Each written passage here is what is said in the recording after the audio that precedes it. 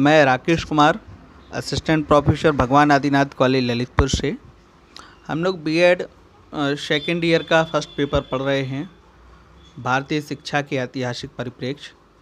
इसका second unit चल रहा था और सेकेंड यूनिट में हम लोग आज डिस्कस करेंगे वर्धा योजना। अगला कंटेंट हमारा है वर्धा योजना 1937। देखिए, वर्धा योजना प्राइमरी शिक्षा का एक बहुत बड़ा स्तंभ है। वर्धा योजना जो है, वर्धा में एक 22 और 23 अक्टूबर 1937 को एक शिक्षा सम्मेलन हुआ था और उस शिक्षा सम्मेलन के अध्यक्ष महात्मा गांधी जी थे और उनके अलावा कई विद्वान, कई शिक्षाविद इस शिक्षा सम्मेलन में शामिल हुए और प्राथमिक शिक्षा के लिए इस सम्मेलन का आयोजन किया गया था कि प्राथमिक शिक्षा योजना, प्राथमिक शिक्षा की पॉलिसी अच्छे से अच्छे, बढ़िया से बढ़िया कैसे बनाई जाए, इसमें कौन कौन से नियम शामिल किए जाएं, इसकी चर्चा के लिए ये योजना बनाई गई। ये सम्मेलन हुआ और सर्वसम्मति से उसमें वर्धा में इसके सिद्धांत पारित हुए और इस वर्धा योजना को बुनियादी शिक्षा, नई शिक्षा, नई तालीम, बुनियादी शिक्षा योजना, प्राथमिक शिक्षा योजना, बेसिक एजुकेशन स्कीम, इतने नामों से भी इसको जाना जाता है। और हम इसके सिद्धांतों की चर्चा करें कि बुनियादी शिक्षा योजना का सिद्धांत क्या, इसके मुख्य सिद्धांत रहे, तो इसमें सर्वसम्मति से इसमें सबसे पहला सिद्धांत ये पारित हुआ कि भारत के जितने भी 7 से 14 वर्ष तक के बालक बालिकाएं हैं, सभी को अनिवार्य और निःशुल्क रूप से शिक्षा प्रदान करनी चाहिए। और वो बालक कोई भी हों, धनी चाहे गरीब, किसी भी धर्म के, किसी भी जाति के, किसी भी भाषा के, किसी भी नस्ल के हों, उन्हें शिक्षा से वंचित नहीं किया जा सकता है। ये सभी बालकों को अनिवार्य और निःशुल्क शिक्षा का प्रावधान सबसे पहला इसमें रखा गया। दूसरा इसमें बताया गया कि शिक्षा का जो माध्यम है, प्राथमिक शिक्षा का माध्यम, इसमें मातृभाषा रखा जाए। इसमें बताया गया कि मातृभाषा के माध्यम से बालकों को जल्दी सिखाया जा सकता है, क्योंकि मातृभाषा से उनके बालकों के विचारों की अभिव्यक्ति अधिक सुगमता से बालक इसमें कर सकते हैं। इससे जो शिक्षण संप्रेषण है अधिक प्रभावी इसमें हो सकता है। इसलिए बालकों को, जो विवाद चल रहा था 1813 से बराबर, इतने आयोग हम लोग कम से कम 10 आयोग पढ़ चुके हैं। हर समय अंग्रेजी शिक्षा, फिर भारतीय भाषा, अंग्रेजी भाषा, भारतीय भाषा, ये विवाद चलता रहा।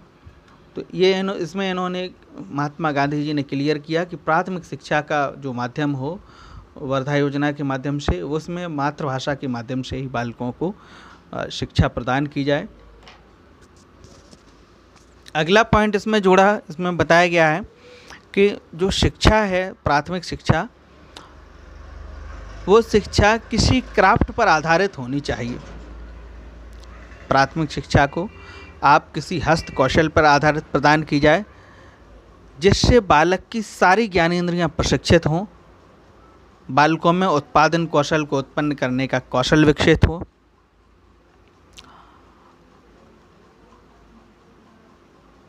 क्राफ्ट में आप बच्चों से मिट्टी के कार्य कराएं, कॉटन को, सूत को कातना बालकों को सिखाएं, गत्ते के कार्य सिखाएं, चीनी मिट्टी के बर्तनों का, चीनी मिट्टी के कार्य कराएं, बागवानी के कार्य कराएं।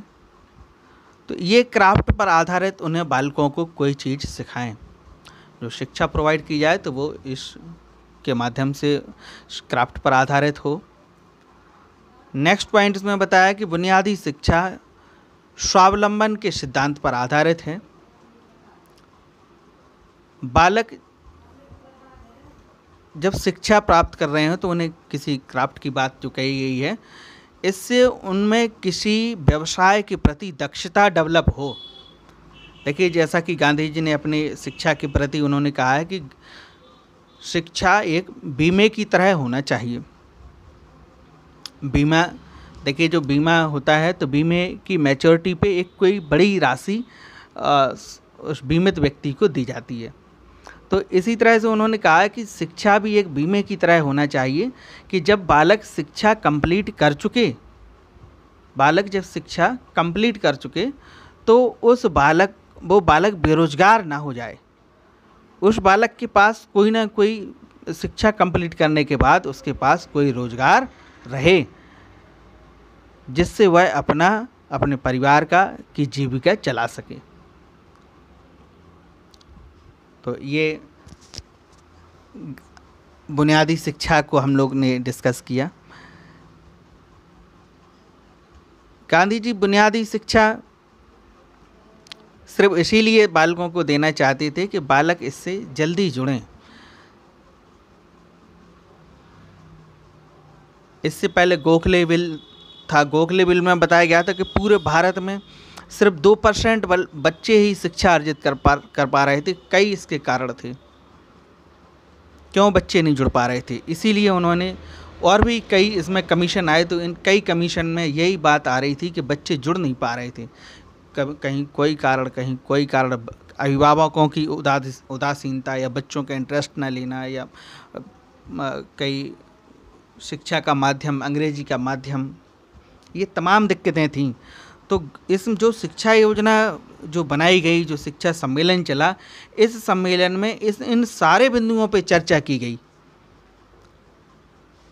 कई विद्वान इसमें शामिल रहे और सभी ने इसमें अपने अपने विचार रखे और सर्वसम्मति से उनके ये 4 पॉइंट जो क्लियर किए हैं, ये 4 पॉइंट निकल कर आए कि इनके माध्यम से ही बेसिक शिक्षा प्रोवाइड करानी चाहिए, जिससे बालक जल्दी से जल्दी सीखें और सभी बच्चों का ये अधिकार हो, सभी बच्चों को ये शिक्षा निःशुल्क और अनिवार्य रूप से दी जाए।